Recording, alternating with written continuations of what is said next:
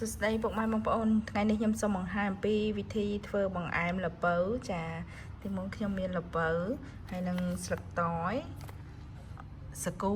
ខ្ញុំត្រាំទឹកឲ្យបានកន្លះម៉ោងមកចាហើយខ្ទិះដូងខ្ញុំទិញខ្ទិះដូងឲ្យគេពូតឲ្យហើយស្រាប់ចានឹងស្ករសចាយើងស្ករសយើងដាក់មកល្មមបន្ទាប់មកខ្ញុំនឹងបង្ហាញវិធីធ្វើជាដំបូងខ្ញុំធ្វើការដាក់ដាំទឹកសិនដើម្បីងាស់សាគូយើងធ្វើការចាក់ទឹកសាគូចូលទៅទឹកពុះ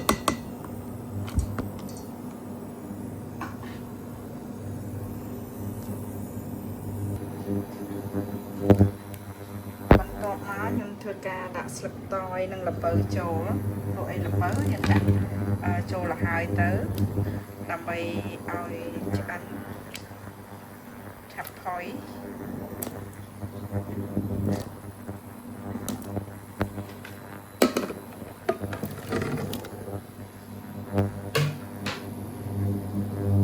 តែខ្ទិះដូងខ្ញុំអត់ទាន់ដាក់ទេខ្ញុំដាក់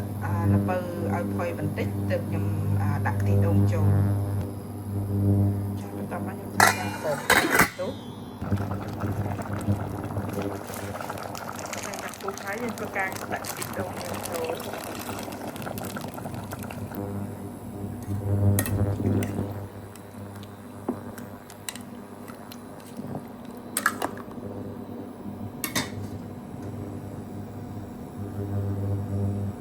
ន្ទាប់មកយើងធ្វើការដាក់ស្ករចូល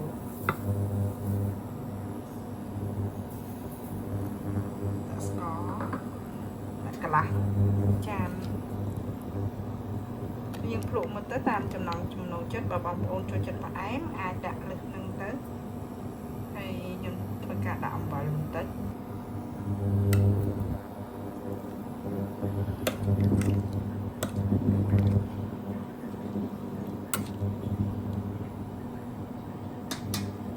បន្តបានគ្របទុក